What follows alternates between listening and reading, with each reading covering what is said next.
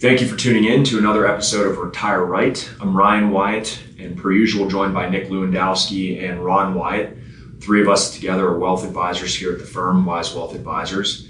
And the focus of today's episode is going to be a topic that has been coming up a lot lately in client meetings. The focus is really that many people that we work with have spent a long time saving, investing, and building wealth. But then they enter a different phase of life, and the question no longer becomes, how do I accumulate more money? The question becomes, how do I use the money I've built? And for some people, that means helping children. For others, it means helping maybe children and grandchildren. And sometimes it even means making sure that they leave a legacy that's meaningful to them while not having to make sacrifices to their lifestyle in retirement. 1, 2, 3, 4.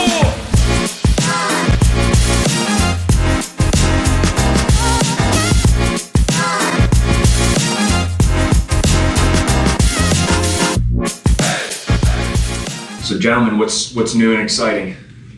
What's new with you? Well, a lot new with me. We've become grandparents, my wife and I. Daughter Morgan had a baby. His name's Michael, about going on almost 3 weeks. He's a big little guy, very, very pleasant. Like 3 weeks from now, I don't think he'll be a baby anymore. But he's already rolled over twice. Yeah, he's big. So he seems like he's kind of athletic. So that's changing our world in a very, very positive way. Anything else? I got a bike race this weekend, so I better do well. If not, I'll be. We'll all be hearing about it on Monday if it's not a good performance. Lance Armstrong. Well, I'm not the endurance guy, I'm the sprint guy. So, but in any case, I don't know a good sprinter name. if my dog wasn't so big, I'd be kicking it. Joke. I'll stick with Lance.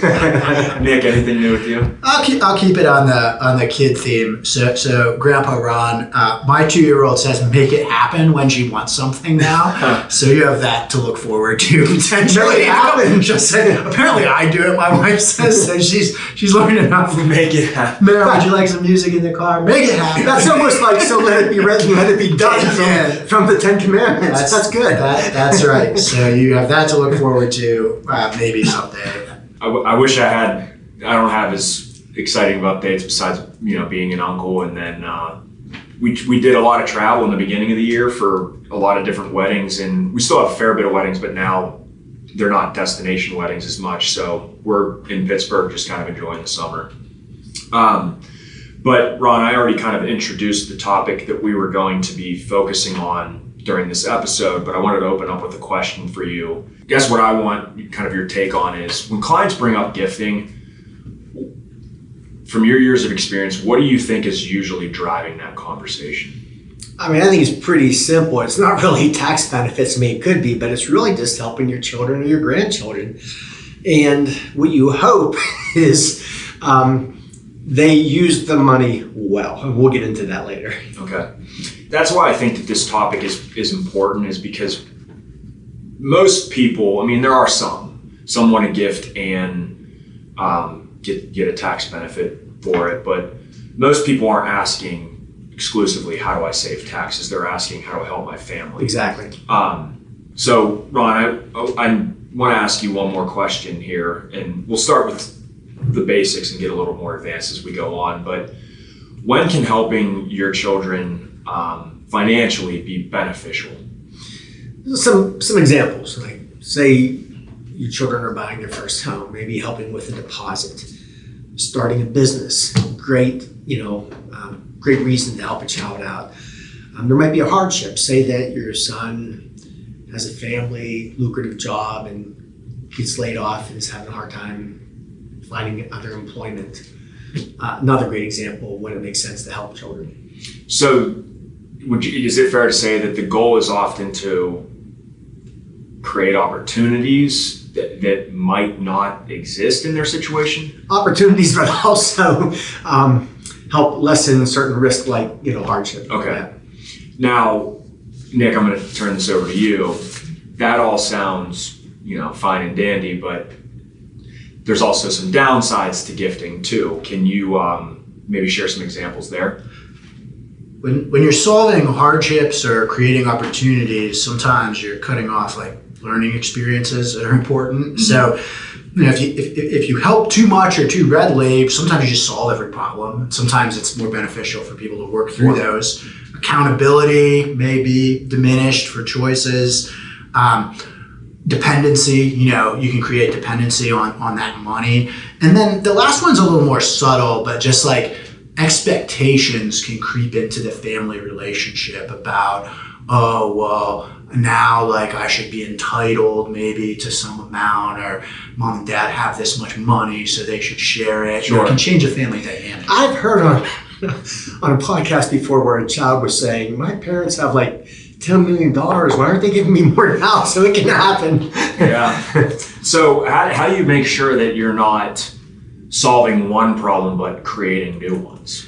I can think about it this way, and it goes back to what you and Ron were saying. So helping creates opportunity, enabling removes responsibility. Right? Okay. So when the gift is just taking responsibility away, that's, I think, what you really have to worry about. So if you're helping with education, first home, temporary hardship, that can create opportunities. But if there's these recurring financial problems, like, debt is constantly being run up and you're just paying it off, or like a child who can work reasonably refuses to work, potentially crossing over into removing responsibility. Let me just add to that. So the toughest thing with children or even grandchildren is tough love. It's not an easy thing because you hate to see your child suffer. But sometimes if they have repetitive issues with money, giving them more is not solving the issue. Sometimes the tough love is needed. Okay.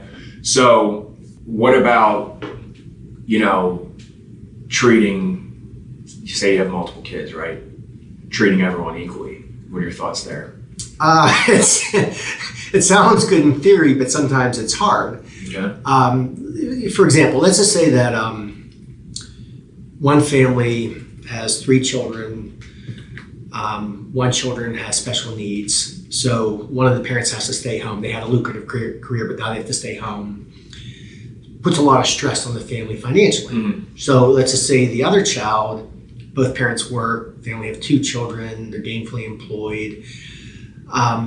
Gifting to the one that needs it, would help them more. But you could understand that the other couple, even though they don't need it, might feel slighted because it's not equal.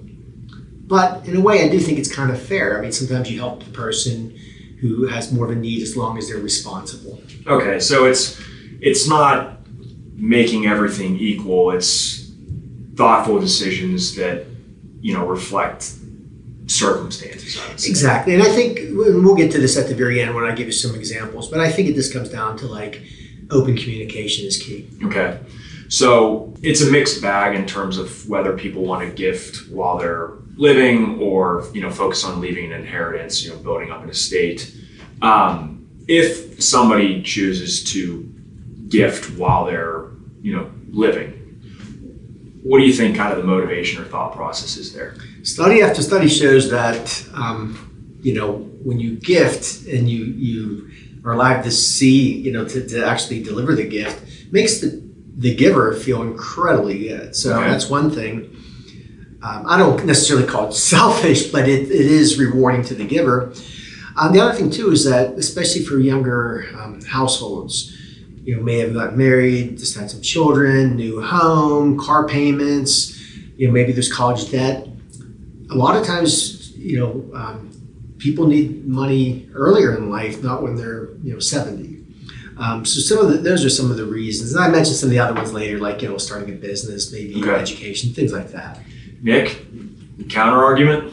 I give up flexibility. By the way, Nick, you're Mr. Negative in this thing. I am. I'm glad I'm Mr. Positive. Mr. Negative. We have to frame the founder in a positive light on the podcast to everyone in the audience. He's new into fatherhood, so he's like setting his beliefs in stone. Exactly. So flexibility. Obviously, if you give the money away, you do not have the money, and at the time you give, you may not know whether you're going to have more healthcare costs in the future, long-term care costs. Right. You don't know how long you're going to live or what the market's going to do. And I've actually seen a case earlier in my career where a family, the parents had done very, very well, gifted a bunch of money, and then had like serious health issues. The kids ended up having to give money back to the parents over time. At least it's still there. Yeah, exactly. So this stuff is real. Like it happens, and that's the downside. And that's what we're here for too, is if you're thinking about gifting, we can let you know, hey, how much can you give without, while you're still secure. That's what we do. That's right. Yeah. So then, random question I'd say, but is $1, today, say somebody's 35 and they're getting a gift, is $1 today at 35 worth more than $1 at, say 30 years later, 65? A lot of times it is. A lot of times when people are 65, 70, they're kind of set in terms of being in good shape. And when you're 35, I'm only 39. I can relate to what it was like at 35. Yeah.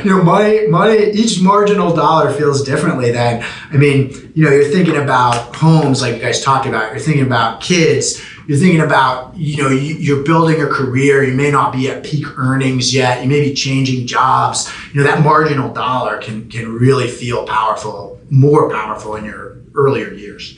And I'd say that doesn't necessarily mean, gifting, that you have to gift early. It doesn't mean that at all.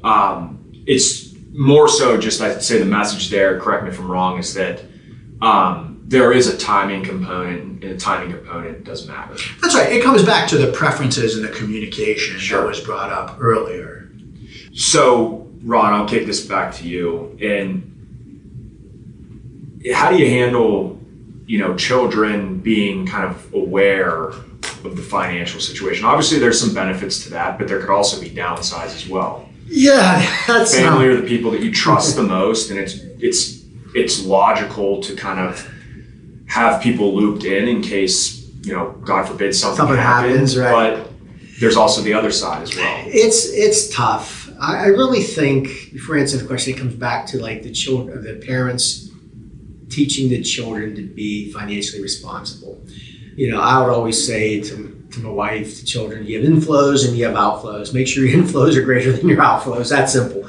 And so I think that if your children are very responsible, sharing that information shouldn't cause too much harm. But if a child or children tend to be more dependent, I think knowing it, someone said earlier about entitlement, expecting it, they may change their behavior, saying, hey, my parents have all this money, I don't need to work, or I don't need to work hard, or I'll work part-time or whatever. So those are the concerns. Okay. And then, Nick, I know I kind of plugged you really are kind of the contrarian in this one. What's the risk of saying nothing? Yeah, so Bad Cop says, like, what if your kids are completely unprepared to handle, Because we've seen that too. Yeah, significant estate. They may, especially if, like Ron was saying, if there was not a lot of intentionality around discussing money in the family, they may have no idea how to handle things like estate settlement or making major financial and investment decisions about healthcare, things like that. They may be totally lost and not able to make good decisions.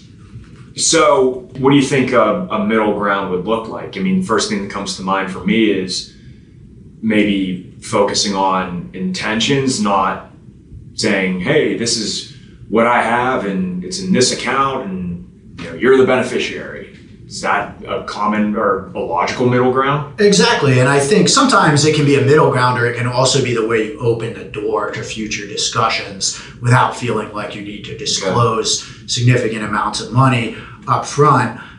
If you're talking about values, goals, intentions, and also kind of setting the stage just for this sense of responsibility. Like I don't think most people give their kids a key to a car, right? And are like, oh, dude, whatever. Right, yeah. Or like for people who hunt or whatever, it's like if your kid learns to use a firearm, there's responsibility that goes along with these things. And I think communicating that is where these conversations should begin for them to be productive a lot of times. Schedule your complimentary review with Ryan and his team today. Just visit them online at wyzewealthadvisors.com or call 724-271-7019 to get started. That's 724-271-7019 to get started. And another thing that I think is pretty common that we see when reviewing plans with our clients is a common goal sometimes in a plan is actually focused on the grandchildren, not as much as like the adult children. Why do you guys think that is? Well, I think I've done enough to. I was about to say, because the grandparents just skip the children. we raise the children, we've provided, given a lot now to the grandchildren. So you, Chad, Morgan, forget it. Grandchildren can do no wrong. Children they do no wrong. Children they can't. That's right.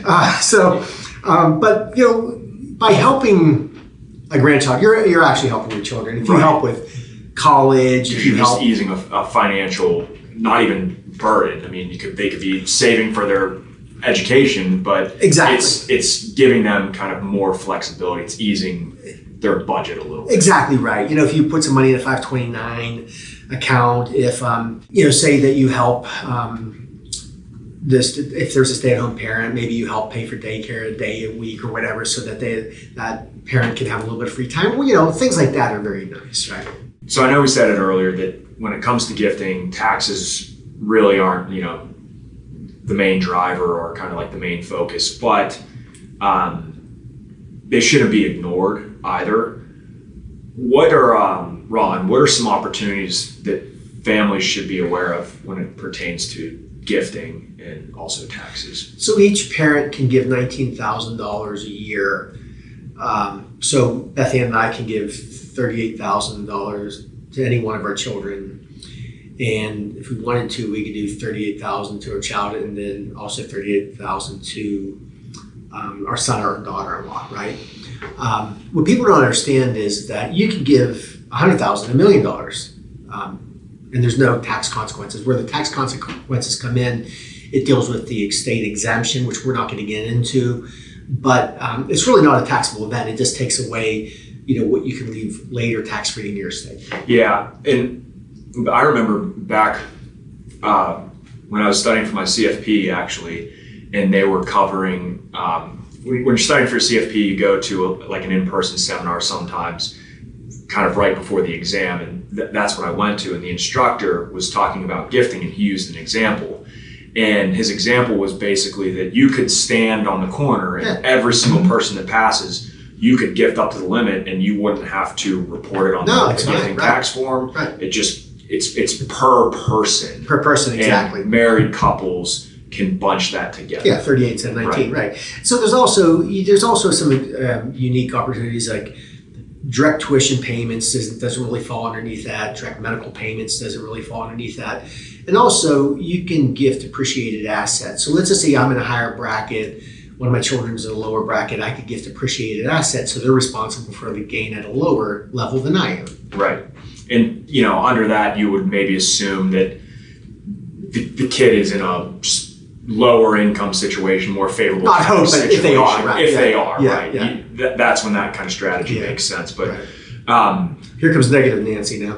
Nick, can you break that that last point down a little bit further? The gifting of appreciated stock. So this is a positive for the giftor. Oh, okay, good. So if you're gifting appreciated stock to your kids, they get the stock, but they also get your cost basis gifted for you. So that means if they decide to sell it, they pay taxes on the gain and not you. You just spun which can be negative for some people as a positive. Your poor daughter. So Nick, what's the other side of that? Say they don't maybe gift the appreciated stock while living, and they hold on to kind of highly appreciated stock. What happens then? So it's important to remember we're talking about taxable assets, not IRA money here. But if those assets with a gain are held until assuming a couple, the second death, the heirs are likely to receive a step-up in basis, which can reduce or even wipe away completely those capital gains taxes. So there isn't necessarily a one-size-fits-all answer here. It's just it's family circumstances, really, and I guess kind of like that timing component that we talked about earlier. That's right. We tell people a lot of times when it comes to gifting, whether it's family or even charitable, you should start with your intention. What do you want to see happen? And then optimize things like tax strategy around the intention. Otherwise, you kind of chase your own tail forever because there's pros and cons to all this. Or you could even say too, before intention, start with making sure that your retirement plan that goes without saying. is feasible. Then start layering on. Because That's one right. thing that we talk to our clients a lot about is, sometimes I almost feel like we sound like a broken record because we'll tell people, hey, you have more flexibility in your plan. Do you want to do anything with it? So make sure that you do have the flexibility. And then if you do, then start with intention. Then we can back into the rest of it. That's right. So, Ron, any kind of last golden nuggets that you would want to... From all my experience, right? Yeah.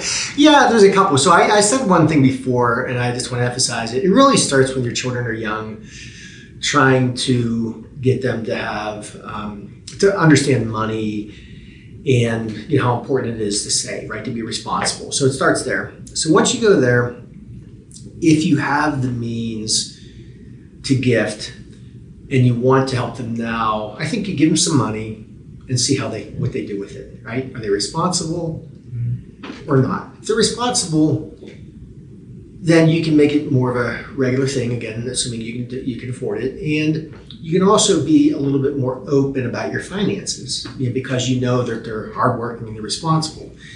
If they go out and instead of paying off debt, go buy, join a country club or buy a Harley Davidson or a sports car or whatever, you probably want to, be a little bit more leery and let them learn from the experience, maybe a little bit later, gift a little bit more, see what happens. And being open might hurt that situation, right? So to bring it full circle is if you have a child that just isn't really getting with it, but you have a fair amount of money, sometimes what you have to do is you have a trust. And with a trust, you can just limit those payments, spread them out over a period, but you can also in that trust make sure that they have to they have to do certain things, and if they are, they're rewarded for the trust money. So sometimes you have to set it up intentionally that way. Yeah. And the last thing that I would close out with is just an open invitation to our clients. There's a lot of people that come to mind, but some of our clients are really engaged in their financial situation and they really enjoy that. And they'll often bring up that they have conversations with their children about, saving, for the things that they need to do now, whether that be a house and then making sure that they're on track for retirement. But the open invitation is, one, if they ever need help, please do not hesitate to reach out to us. We're happy to do it. At our firm, we really do kind of like the whole household. We The whole look at family, as a client. And the second thing is for younger clients, one of the things that we have in place is it's simple but effective, a 7-step saving strategy. And it's basically something that we use to kind of prioritize, hey, for lack of better words, oversimplifying this, but hey, check this box off. And then when you've done that, then we can go box, here. right. So that could just be something if you want me to send you a version of that or a copy of that, you just reach out to me via email and I'd be happy to do that. But other than that, I hope you found the episode informative, and per usual, please keep the topics coming in. And if you haven't yet and you listen to the episodes frequently, feel free to subscribe to the show. Thank you.